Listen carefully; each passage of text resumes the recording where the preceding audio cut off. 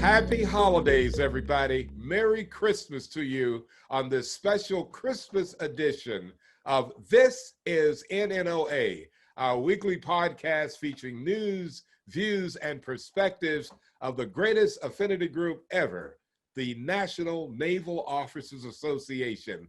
And I'm Captain Rick Wright, host of the program that is produced and directed by Reuben Wright III. Ladies and gentlemen, brothers and sisters of our great sea services, Merry Christmas to you. This has been a tough year, 2020. But today we want to spotlight in particular all of our young junior officers of the United States Navy, the United States Marine Corps, and the United States Coast Guard with a special Christmas gift. And that Christmas gift is none other than Captain Dr. Mary McAdams, United States Navy retired, who is our Career Development Chair of the National Naval Officer Association. She is a genius with regards to career development, and she's got all the answers to ensure that all of you who are looking for an incredible career in the United States Navy, Marine Corps, and Coast Guard. Good afternoon, good morning, or whatever time you might be watching this podcast to you, Captain Dr. Mary McAdams. Merry Christmas in the year 2020. Merry Christmas to you, Rick. It's good to be on. Oh, it's a pleasure. And you're checking out from Georgia, right, this morning? Are you down in Atlanta somewhere? From the big ATL. Oh, the ATL. Well, everybody, Captain Dr. Mary McAdams, a graduate of South Carolina State, that great school called the Bulldogs in South Carolina. And she's also— Major Stanley and I both are graduates of South Carolina State. Oh, you know, my roommate, Dr. Captain Mary McAdams, was Second Lieutenant Willard Hightower, United States Army. He was doing his master's degree at North Carolina Central University in 1964-65 when I was doing my master's. And he was his undergraduate degree was from South Carolina State. And every morning, Mary, when I got up, Bulldogs, South Carolina State. And he had got— So I should correct myself. Major General Stanley. Yes. United States Marine Corps, also graduated from South Carolina State. Wow. And that's Major General Cliff Stanley. Exactly. Yeah. You know, Major General Cliff Stanley was Captain Leon Gilchrist's right hand when Captain Gilchrist was president of NNOA back in the early 80s. But, you know, I was the national secretary then. Yes. And also you weren't you vice president of the Midwest or the region of NNOA? I think you were at the Navy. I forget which region. When I was the vice president, I had the conference to plan out in San Diego. So yes. Well, you are the rock, bed, and soul of NNOA, and my greatest mentor is you, Captain Dr. Mary McAdams. Now, Captain Dr. Mary McAdams, you have master's degree from the Naval Postgraduate School. You've gone to Harvard. Oh, you've been all over the place, and you have a genius background in the world of mentoring and career development, and you've done your doctoral degree in education at the University of Georgia. This afternoon, let me give you a chance to give a Christmas gift to all of our young junior officers out there in the fleet trying to make it. They don't know what to do, but let me tell them this afternoon that you have the answers and you're my Christmas gift to them. Captain Dr. Mary McAdams, talk to these young junior officers this afternoon on this podcast about what they got to think about doing with regards to the world of career development. Thank you, Rick. My research was conducted in 2015, and it was done with collaboration with NNOA. So I didn't do it by myself, and I did it with officers in NNOA, the Marine Corps, the Navy, and the Coast Guard. I had Denise McCullough-Curry, which I think you've already interviewed. I had Ahmad Williamson from the Marine Corps. And at the time, he was with Microsoft Corporation. He was doing an internship sponsored by the Marines with Microsoft. And then Captain Ivory was in Norfolk, Virginia in safety and Marines time services. So we had a breadth of knowledge and information. So it just wasn't what I knew, it was what they knew.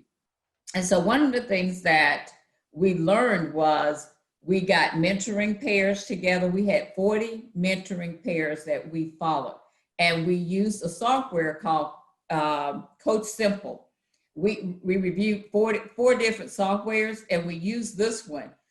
We ended up in the end not recommending it for NNOA, and we made our own website because the software was to help us to follow the actions that we wanted our mentees to take, like give us your bio. A lot of the mentees we found, they were 01s, 2s, and 3s, did not have bios written.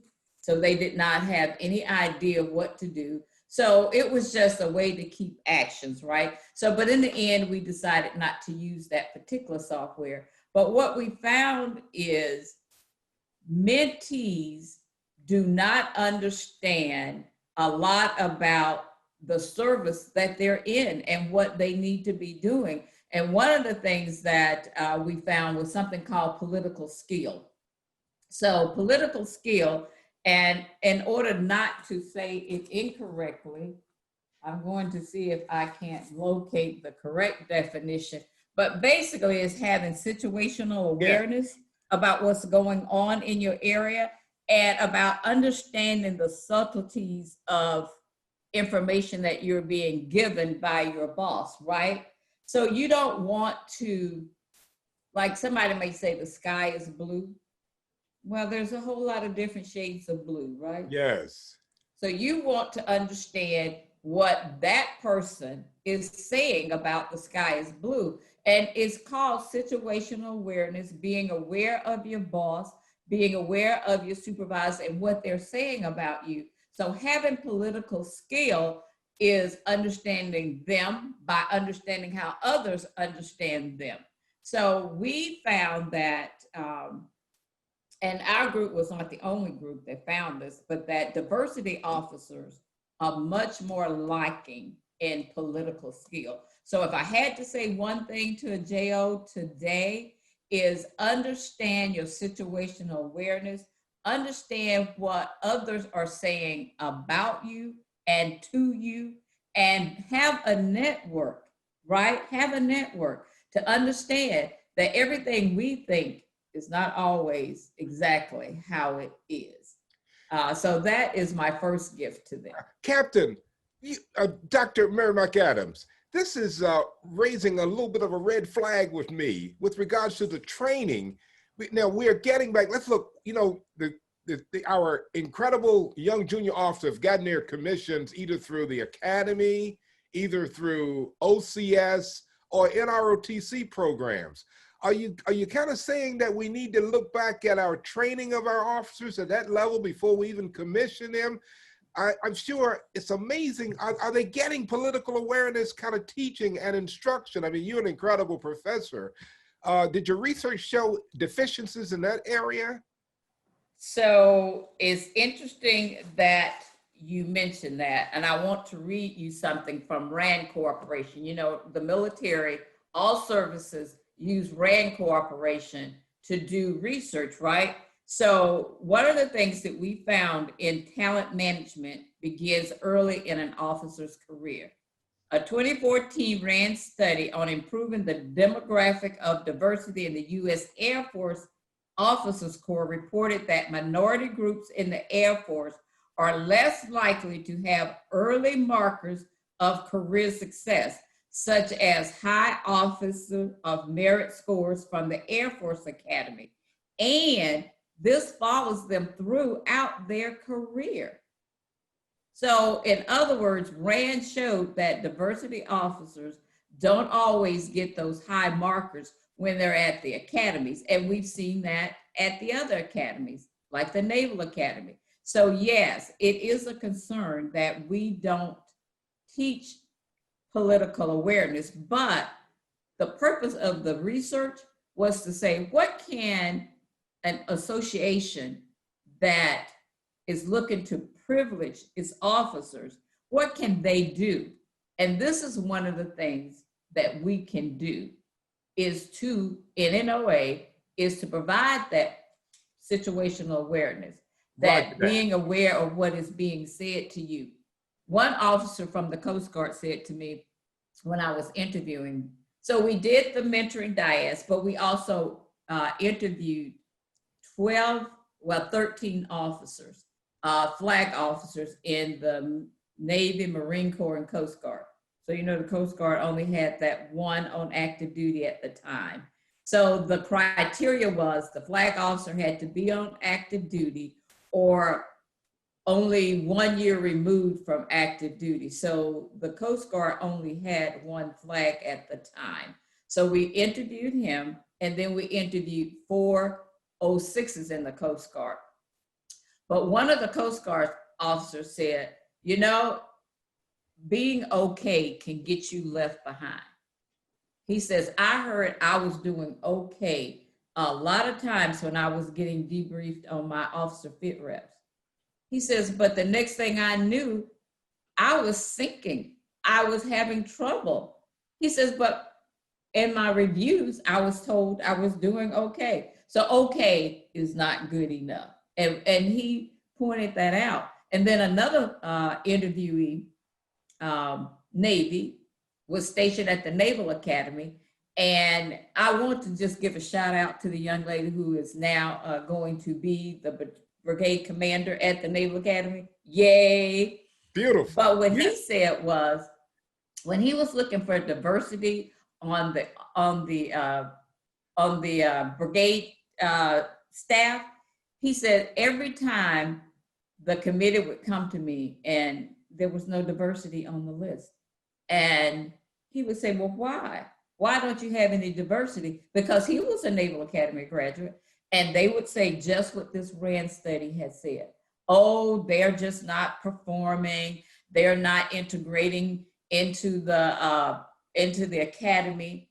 And he said, I knew what they were saying was that these officer markers that we looked for at the academy were being missed by the diversity officers. He says, but I told them they need to go back and they need to search again.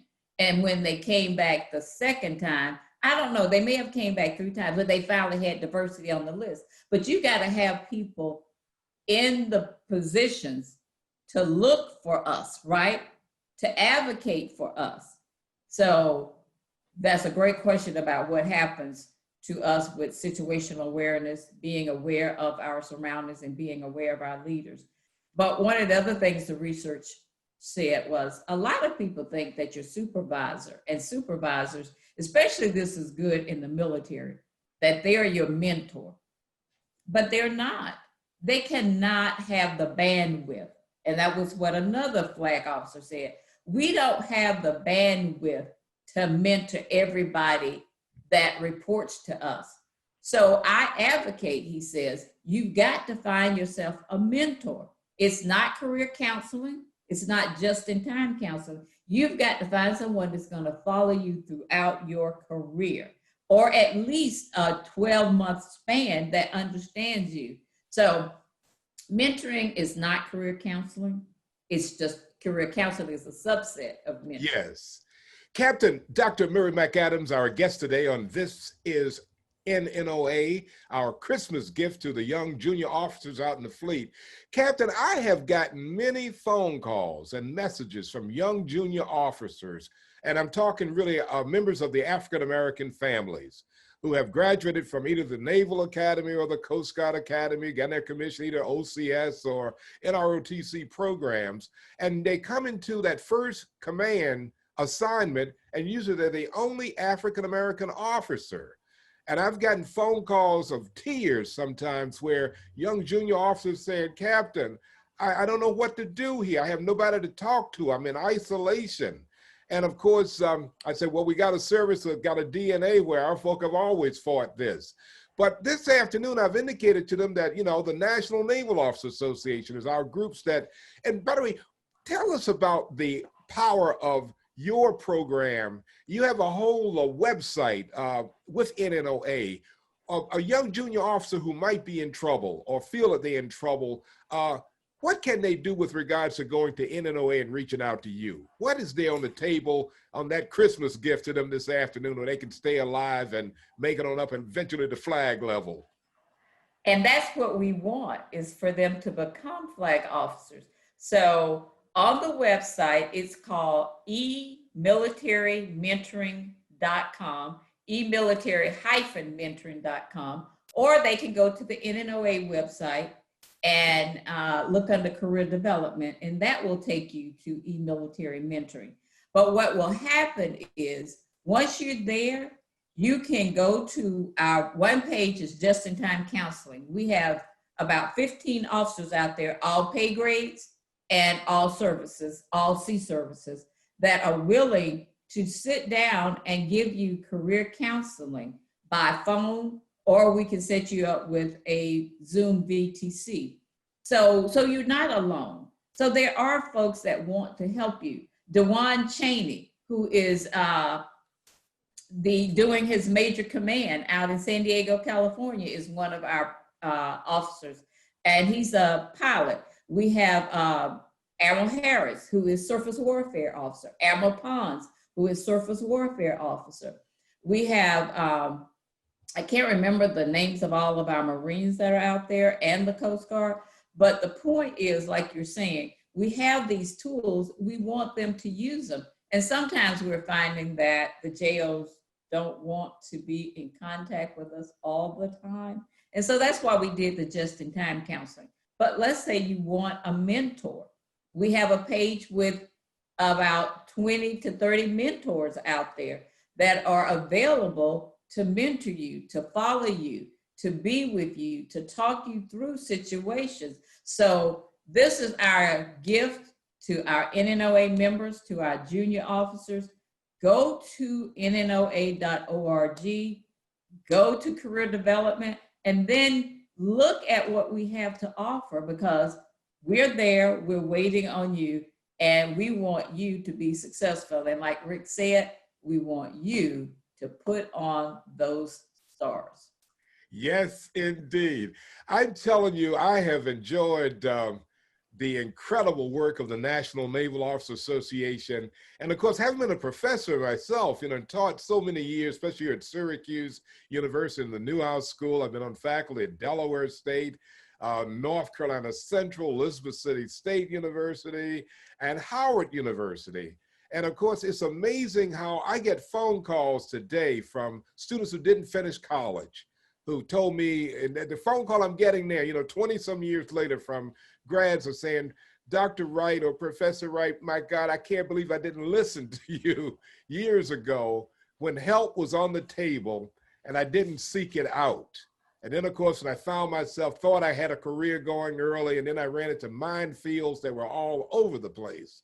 And I think the key thing you're indicating with your incredible leadership is that you know where the minefields are in this career path of making it in our sea services. Also, Captain Dr. Mary McAdams, we look at the history of really our ancestry, the African-American ancestry of professional success has been an incredible story. And of course, I think so much about many of the mentors of mine who told me, said, Roosevelt, every inconceivable thing that could be thrown against us to keep us from succeeding has been done to us. And it can be done in ways that you don't understand that is happening to you. And as you talk about— I think though, let me just add to that. What we did, 3 theories we looked at, and critical race theory is one of those. And it's like what you're saying. Our ancestors understood what was going on, that people weren't always for you. And the predominantly white institutions that our junior officers are having their careers in, the critical race theory talks about the intersections of those different communities that you're in. And I just want the JOs to understand, it takes a lot of energy. And we have been there, you and I, we recognize that. And the research shows that you're moving between two communities. You're moving between that predominantly white institution that you work for, and then you're moving between your own culture, the people that you interact with when you're not at that job. And you know that with the Navy, we're 24/7, Air Force, Coast Guard and Marines. So, and you're on that ship, but you have a culture even on that ship of people that you can relate to. So you're moving between these two different cultures, the predominantly one that you work in and the one that you get your relaxation, your encouragements from. But it takes a lot of energy, and every race does not have that the way our race, diversity folks have that, moving through the two different cultures. It requires a lot of energy. A lot of energy. You know, I'm really ecstatic about your doctoral dissertation. I had a chance to read it, and when you did your doctoral degree at the University of Georgia, that school, what, in between the hedges, the football school down in Georgia at Athens, and your doctoral dissertation is really has provided an incredible foundation for your abilities at showing to especially our young junior officers what they have to do. How did you enjoy doing your doctoral dissertation, Captain Dr. Mary McAdams at the University of Georgia? You know, my son went to Georgia Tech, so that should tell you something right there. So when I told him that I was going to UGA for my doctorate, he just couldn't believe it. I go, but they have a great program. It was, Athens is only about 40 miles from me, but the program that I was in, they had a subset here in Atlanta. So not at their Terry College, because their business college is right here in Atlanta also. But this one was located in Lawrenceville, and the instructors were just amazing. They mentored you, they walk you through, and the program is 3 years in seat, right? So I was in class for 3 years, and then as long as it took you to finish your doctorate. So it took me 1 year after the classes to get the doctorate done. And that's a pretty good time, but you know, I have the military discipline. I understood what needed to get done. But my professor, my major professor, Laura Briarmer, started out in corporate America, and she was just all about me and women getting through that program and looking at talent management, HR, women in corporate America, women in the military. So I had a great team, but she was my lead, and I still stay in touch with her, which is one of the things the research says you should do, is stay in touch with people, network with the folks that you know, and continue that relationship. So I probably don't do as well as I would like, but I do stay in touch with her. And I belong to organizations that are HR related. And that's another thing I want to say to our junior officers.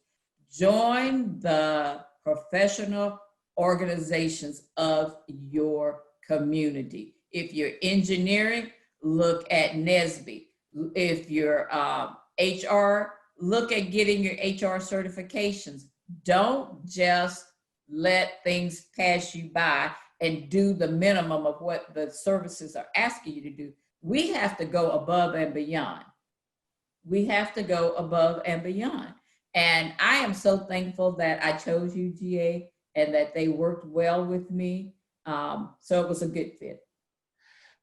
You know, the one point I think about the National Naval Officer Association is that when I first discovered NNOA, I had just gotten my commission with the Naval Recruiting Command and here on faculty at Syracuse University. So this is what happened. Let me clear my throat on this. I got my commission in February of 1981, Captain Dr. Mary McAdams. And about 3 or 4 months later, I got a phone call from the commanding officer, who was Commander Mike Allens, who was the Edwards, who was the commanding officer of NRD Buffalo. And he called me on the phone, and the summer of 1982 was coming up, about a year after I got my commission. And he said, Roosevelt, Commander Wright. I said, yes, Skipper. I want to send you and Chuck down to the NNOA convention. And I didn't know what NNOA was. So I told the skipper, I said, yes, skipper, love to. You can cut orders for it. Yes. And Chuck, and Chuck Parr is his name, was our only African-American officer, lieutenant at Naval Recruiting District, Buffalo. And so I picked up the phone and called Chuck up. I said, Chuck, I just got a phone call from the skipper saying that he wants you and I to go down to Norfolk to the NNOA convention. And then Chuck started laughing, Dr. Captain Mary McAdams on the phone. And he said, oh, Roosevelt, I got to give you a quick bit of information. That the National Naval Officers Association is our group where all of our family members get together of African-American ancestry and even others too. So we went down, but the moment I'll never forget, the convention of 1982 in Norfolk, Virginia was at the Waterside Hotel there at right on the Elizabeth River. And that opening session, Vice Admiral Lawrence Chambers, who was the second graduate of the United States Naval Academy at Annapolis, Maryland, African-American grad, was the keynote speaker to kick things off. And walking into that ballroom that beautiful day in July of 1982, I was blown away. And especially after having grown up, in the Navy and the Coast Guard in my hometown of Elizabeth City, which is only 40 miles right down the road. But I walked in that day and Admiral Chambers was there giving his opening address. But I never forget what he told to all the Navy, Marine Corps, and Coast Guard officers in assembly that day. He said, you all have got to get out of Washington, D.C. And he said, all of you have gotten your commissions and you're in Washington, you got to get out into the fleet. You got to get back out into your specialties. And if you find yourself all alone, you have got to take charge and get the job done. And that's what's going to get you promoted, is staying in your specialty. But one thing about NNOA conferences and symposiums is you can walk up and introduce yourself to a flag officer. Yes. Unheard of in a lot of other spaces, right? But Admiral Chambers, Admiral Gravely, Admiral Harris, Admiral Pons, Admiral Wilson, the list just goes on, and Admiral Scott. I mean, you name them, they come and they're ready to talk to a junior officer, right? And the symposium has career counseling on one morning. And so we set it up so the JOs can talk to someone in their area of expertise, like a surface officer or a subsurface officer or aviator or HR, but you can talk to that person, and all three services do it. So the Marines will do it, the Navy will do it, and the Coast Guard will do it. So you get one-on-one time to talk about what it is that is a concern to you. So what we tell the JOs to do, bring your fit reps, bring your reports, anything that you have that will show this officer that's going to talk to you in 15 or 20 minutes or 30 minutes, what it is you need to do. I remember Admiral Pringle was one of our persons that did career counseling. He says, Mary, this is a great idea and a great session, but I think I can do about 2 or 3 in 30 minutes. I can look at their reports and I can tell exactly what's going on and explain to them. But that's because he had the expertise. And so that is one of the things about NNOA. And now we're doing a virtual symposium. Last year, we're talking about what the avenue is going to be this year. But the one thing that NNOA will always offer you is the ability to contact a service representative in your area of expertise. Again, go to the website. We have officers out there that are standing by to talk to you. We have officers that want to mentor you. You just have to ask. You have to make that request. We don't want to push it on you, but we want you to make that request. Captain Dr. Mary McAdams, this is NNOA, our weekly podcast, our Christmas Spectacular Special offering to all of our young junior officers. Captain Dr. Mary McAdams, our last symposium that we had out in San Diego, 2019. you've just brought up a story that I will say this afternoon as we get ready to close things down. There was a young Coast Guard Lieutenant JG. I can't remember his name, but he was from the the Marine Safety Unit, I think in Houston, Texas. And he was attending the NNOA symposium at the Admiral Kidd Club out in beautiful San Diego, California. And the next day he came, in fact, I think I was headed out after we'd had our board meeting and headed out to the airport. And he was at the airport getting to fly out. And he came up to me and nearly had tears in his eyes. And he said, Captain Wright, thank God for all of you in NNOA. He said, in my wildest imagination and dreams of being a young Coast Guard officer, did I ever realize that by attending NNOA, that I would have the chance to sit and talk to the Commandant of the United States Coast Guard, Admiral Schultz, out on that beautiful patio that night after we had our gala banquet. Here is a young African-American Lieutenant JG, United States Coast Guard, full of energy, everything, having a chance to be with the Commandant of the U.S. Coast Guard all by himself for over an hour or so.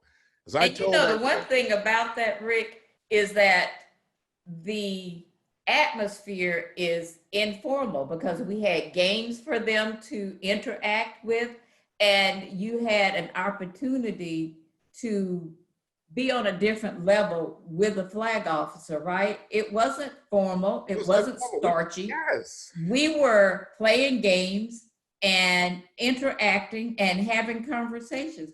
Yes, you could go off to the side, but the other part of that was it was so informal. So you were getting to know that admiral and they were getting to know you. And one of the things as the career development chair that I tell all of the JOs that go to those meetings and go to those receptions, don't leave without at least 2 to 3 names and telephone numbers.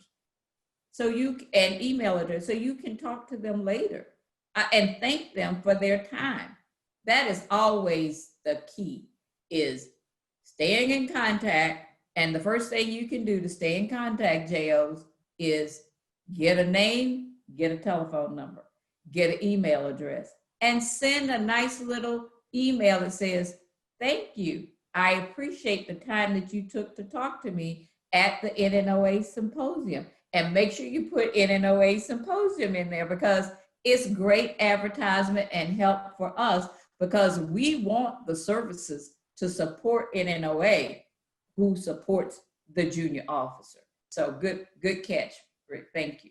Well, ladies and gentlemen, members of the fleet, aviation, subsurface, the Marines, and the Coast Guard and the Navy, this is NNOA, our weekly podcast and our special Christmas edition. And we have had today an incredible guest, the bedrock of the National Naval Officers Association, especially in the area of mentoring and career development, Captain Dr. Mary McAdams, United States Navy, retired, living in the luxury of Atlanta, Georgia, and she's standing by 24 hours, 7 days a week, 365 days a year to all of our young junior officers. If you need help, she's standing by to get you going and keeping your careers alive, well, and beautiful, because there's nothing like success, and success is written all over our mission with the National Naval Officers Association. Captain Dr. Mary McAdams, I know you got another question. Go ahead. Well, I think I should tell them that my email address is careers@nnoa.org. That's careers@nnoa.org. And you can reach me anytime and I will definitely respond back with the information you're asking for. It has been a pleasure, Captain Dr. Mary McAdams, you beautiful sister of the Delta Sigma Theta sorority, been my brother of Omega, you know. Merry Christmas to you. And let's hope that the year 2021 brings us even greater joy than 2020, because this has been a difficult year. But God is on the throne this afternoon. And also I'm thinking in particular, this is a pleasure today to have you on, because today is the 19th of December in the year 2020. But on the 19th of December, 1979, today was a day in which was a homegoing services for my late mother, Ms. Lily Mae Wright Garrett, who is also Reuben Wright III's grandmother, who is the executive director of this particular podcast this afternoon. She loved the United States Navy, the Marine Corps, and the Coast Guard. And she was one of those great African-American mothers of the 1950s and 60s who fed all of our sailors from our bases in the South who were faced with hostility, racial, after, a segregation was going on at the time. But today, I just want to remember my mother, and she's smiling in heaven, Captain Dr. Mary McAdams, the two of us having the opportunity to use this technology to talk to everybody all over the world and all the membership of the National Naval Officers Association. I could talk to you forever, you know that. And of course— Well, we thank you for your mother who took care of our sailors and Marines and Coast Guardmen, because that brings up an admiral that I interviewed was doing his aviation training in Pensacola, Florida. And he said, to tag on to what you're saying, is that the atmosphere was so negative for him when he was in Pensacola. And who would have thought, right? Pensacola, the cradle of naval aviation, he's down there for training. But he had that same type of need for someplace to go on the outside where somebody like your family would take them in, feed them, give them some relaxation, give them some rest from what they were dealing with in their training or in their careers on the naval base or Coast Guard or the Marines. So thank you to your mother. Thank God for you too, Captain Dr. Mary McAdams. Our guest today on This is NNOA, our special Christmas edition to all of you wonderful brothers and sisters out there in the fleet. Stand tall, bravo Zulu to you. I salute you, Captain Dr. Mary McAdams, United States Navy, retired. God is on the throne, and we'll keep NNOA's mission alive and well. Check you out next week with another great guest. I'm Captain Dr. Rick Wright, host of the show, and today's program has been produced and directed by Roosevelt Reuben Wright III. See you later, Mary. Love you.